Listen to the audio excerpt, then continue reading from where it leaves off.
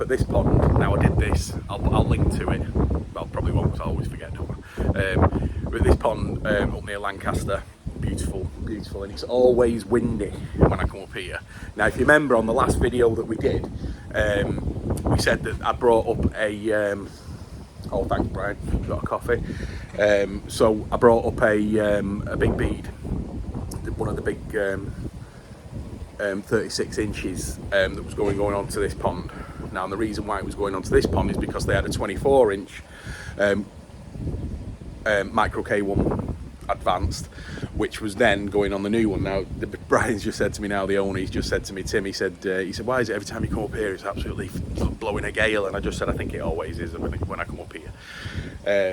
So now we don't have to worry about that. I did mention last time that they were going to build an indoor pond, and what happened is that Brian's son sent me a picture on Instagram last night, and I posted it on Instagram, and everybody's like, whoa, you know what I mean, absolutely amazing. So we're going to go have a look at it. Now, it's not, with the wood game, it's not something that we do.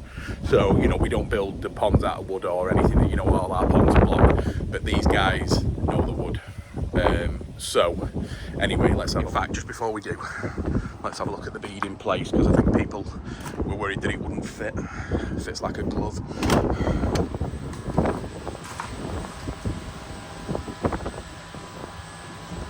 So there it is, got the nexus running. It's all covered up now, so you know what you need to do in this area. You can listen to, I think on the last video, right here, there you go. So, but yeah, it's a beautiful, beautiful place, guys. Anyway, right, so let's have a look at this one here.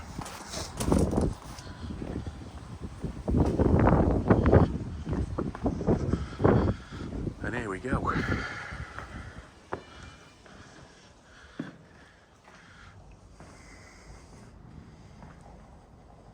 So, when I put the picture on Instagram last night, people were assuming that it might have to be pump fed, but no, it doesn't have to be pump fed. We've got, so if you have a look underneath there on the bottom, so you've got joists running all the way underneath the bottom of the pond. Then you've got the bottom drain. So they had to put the joists in to get the bottom drain up to level, and they don't want to start digging through this tiling on the floor, so it's not worth it. So for all you wood nerds, this is green oak. Right, again, I ain't got a clue. Right, but it's quite funny, really, just telling me about it, that the wood's about 18 months old, he said, but it's going to take it could take up to 8 years to fully dry out inside. Amazing, that. So, and also, the reason that why they can't fiberglass the pond is because the wood moves, and they don't want to do it, so they're going to use a box weld liner, which is fine.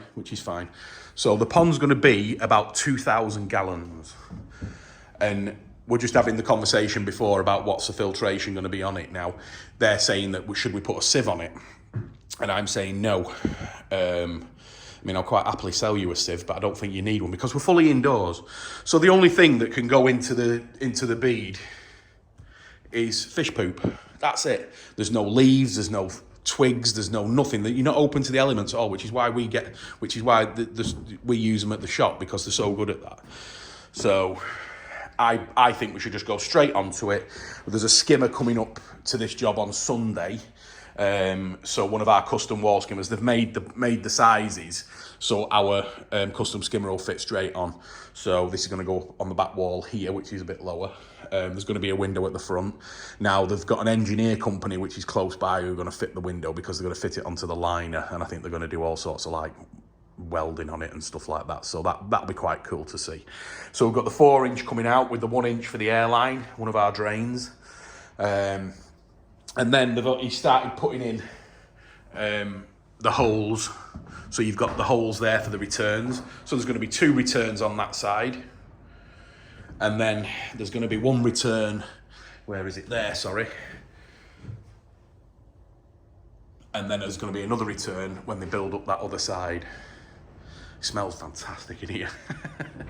So, I mean, it's far from a sleeper pond, the way that they've done it, but it is absolutely incredible.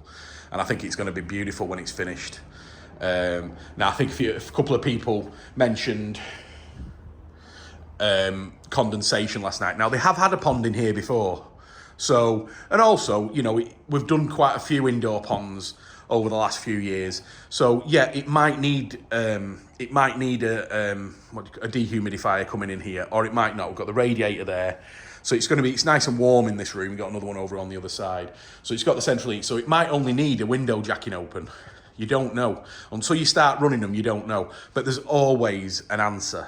So it's not really a problem anymore. That it probably was on the first time we ever did it, where we were thinking, you know, I should put the, you know, but you don't know until you've done it. So, but it really does look great. So what we're saying is that the skimmer, when the skimmer comes up on Sunday, that's going to go to 2 returns, and then the advanced filter is going to go to another 2 returns. So this pond is going to be great for small koi because you're going to get such a good flow rate in here. They're going to grow like mad. So, you know, just great. I mean, you know, grow them in here and then put them into the main pond, which is outside there. Fantastic. So they do like growing on the smaller fish. And I mean, I think we saw it on the last video. Some of the fish in here now, that, well, obviously they're not going to swim through the window when I'm there.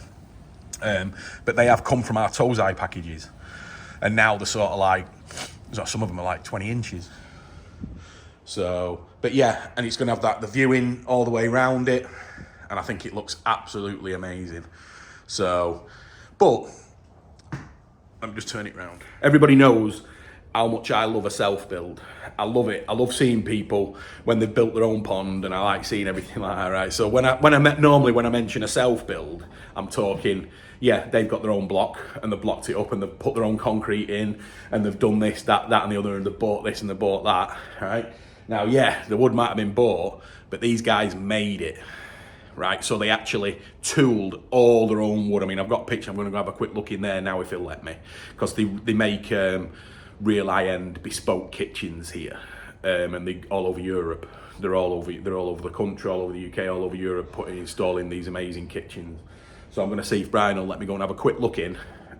Obviously, they're not going to be tooling any of this wood today because they've tooled most of it now. But like I said, we can just see. But this is just a little bit more the next level of a self-build. It's a self-make.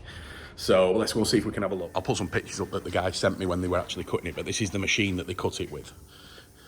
I'm sure there's some wood nerds about. Paul will be absolutely gushing over this. So they put the wood into there, cut it to size, which is there. That's one of the last pieces to go onto the pond, over the back where the skimmer's going to go, right? And then they take it up here. Well, sorry, that piece we've seen is already finished. But then they take it up when it's all rough, and then they put it into this machine, goes through here, and then that planes all 4 sides in one go.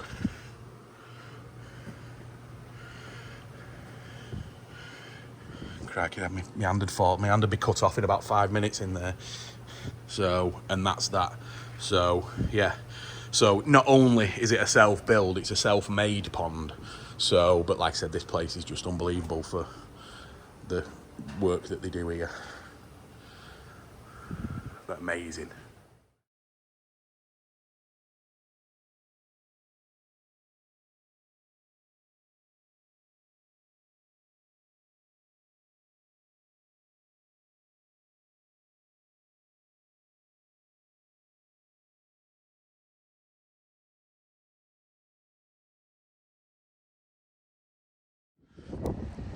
So that's it. So that was how it's made. Amazing. I did stay in there for about another 20 minutes and had a big tour around there. That's an amazing place, that. Crikey. One day when I've got the money, I'll get a kitchen. So yeah, so it's just, like I say, everything's on site. So it's fantastic for these guys just to come in and do what they want. I mean, they do love the fish and that's why they're redoing it. So I think with the talks of it as well, we are going to put one of the new advanced beads on, the new grey ones instead of the blue one. So, but yeah, so that's it, guys. So it's going to be a 2,000 gallon pond, 4 returns, 2 off the skimmer line, 2 off the new bead, and it'll be fabulous. It'll be fabulous. It's made in green oak. I'm sure somebody will say that. I'm sure some experts out there will know. But yeah, amazing. So he's saying that it won't move, it just got a little bit of movement in it, so it's better on the line. He said he could have Kingspan and fiberglass, but then you're taking away a lot of the size of the pond, so he's just going to stick with that. Plus we're inside, so it doesn't really matter. So, but yeah, enjoy. And I wanted to get up and do this because I didn't want it to do it when it was finished. I wanted to show you while it was in situ. So, but yeah, fantastic. Can't wait. So we will get up here. I mean, the way that they're ploughing on with it now, it's not going to be long until we're at the next stage anyway. Once that skimmer goes in and they put the rest of the wood on the top, that's ready for a liner. So, perfect. All right, see you on the next one. Give us a thumbs up. Cheers, guys.